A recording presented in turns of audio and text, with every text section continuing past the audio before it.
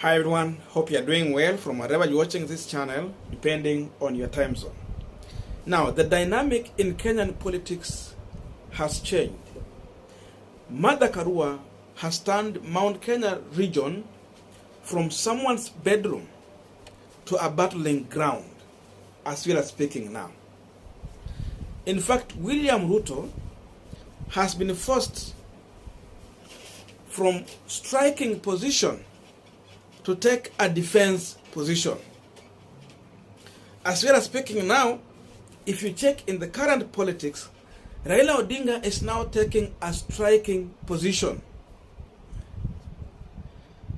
Just look on how Martha Karua is moving in Mount Kenya. Those who thought William Ruto is going to make Mount Kenya his bedroom, then they have to rethink and take another option, maybe option B, because this is going to be a battling ground. Karua was in Kirinyaga, from Kirinyaga to Meru, and now today she is in Nyeri County.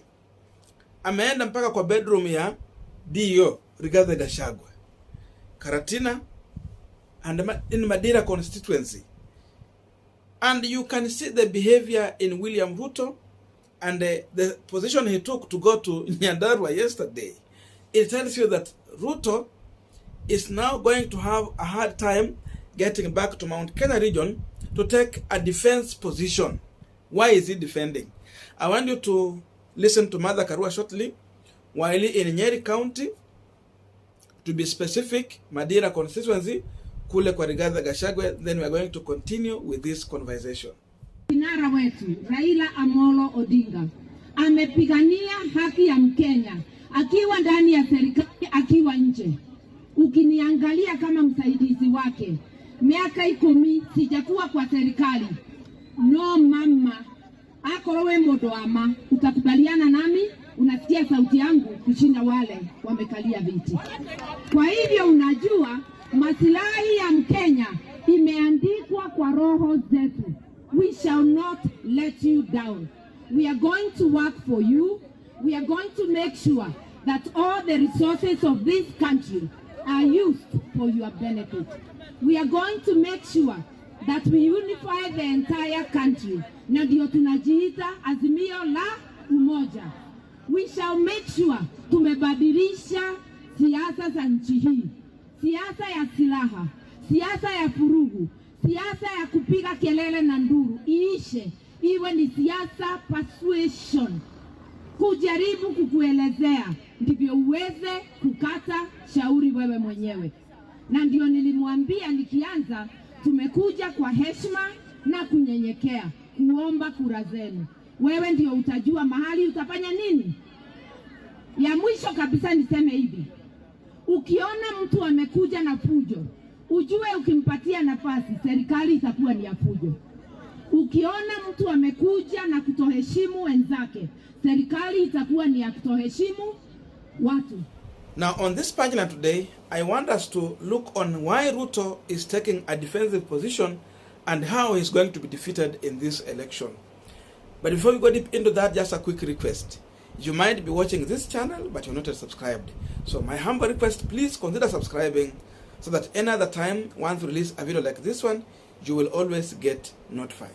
Again, to all our 10 subscribers and anyone who drop comment, I must say thank you so much for your unconditional support. Again, I'm requesting you to give this video a thumbs up so that YouTube can recommend our videos to more viewers. By the way, today is my birthday. Thank you so much kwa wale ambao wameniwish birthday. So let us continue with our discussion. Now, kwa wale watu ambao wanapenda football, you will realize that every time you see a team taking the defense position, they are always overwhelmed by their opponent. And this is the same thing that happened in politics. Every time you see someone coming back at his stronghold to defend, that means he's being overwhelmed by his opponent. The situation Martha Karua has created in the Mount Kenya region, it is forcing Rigathi Gachagua and William Ruto to get back to Mount Kenya region, revisit and again visit Mount Kenya region, just to defend what they have in Mount Kenya. Because now it's turning out that Martha Karua has been able to speak to the people. They are ready to listen to her. And even she's going to the areas where they thought she cannot penetrate. People are listening to her. That's why Ruto was able to get back to Mount Kenya rather than allowing Rigathi Gachagua alone even to come and deal with Martha Karua, to take a defense position in Mount Kenya. And in every election to win, every time you need to be in a position where you are striking so that you can score. Ruto has been jumping to Western to strike. He was in Coast region, that one he was striking. When he got to Nyanza region, he's striking. When he come to Nairobi, he's trying to strike.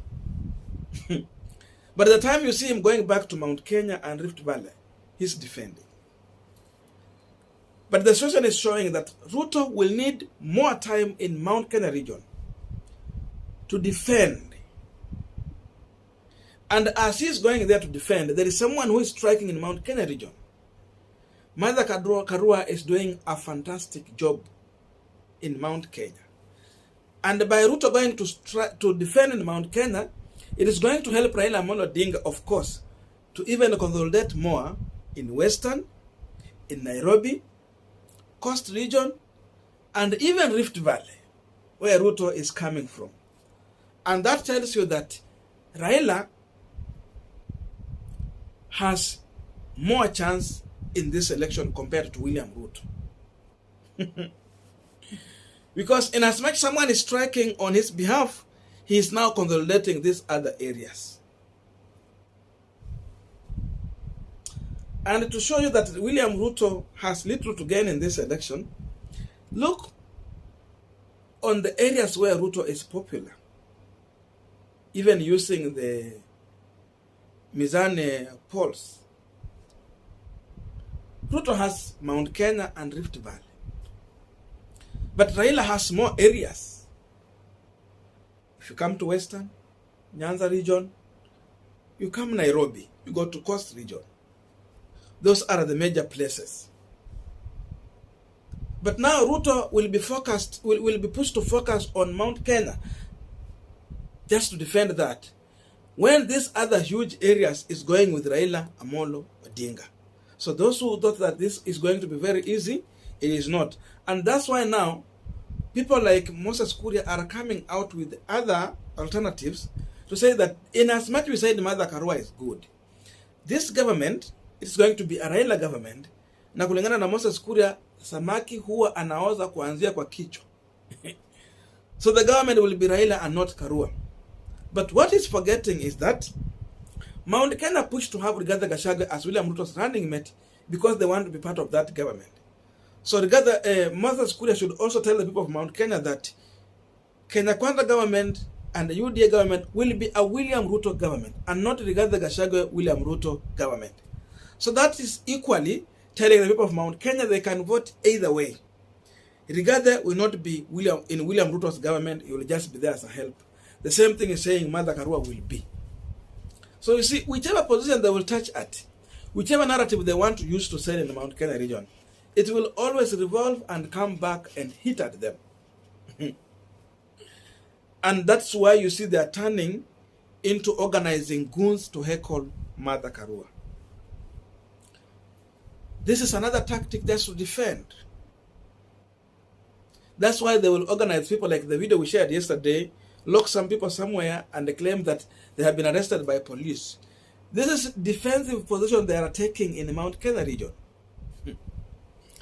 And that's why they are saying that Raila Odinga is a cake, a poisonous cake, and the Martha Karua is just the icing they're putting in the cake so that the cake will look good while inside it is rot. Kipchumba Murkomen, maneno yake mwenyewe, nikitumia maneno ya Kipchumba Murkomen. All those sentiments, they are just defensive statements. They are trying to defend what they have in the Mount Kenya region. So Raila is in a good position, a striking position. But William Ruto is now pulled back to take a defense position. That is the current political situation we are having in this country.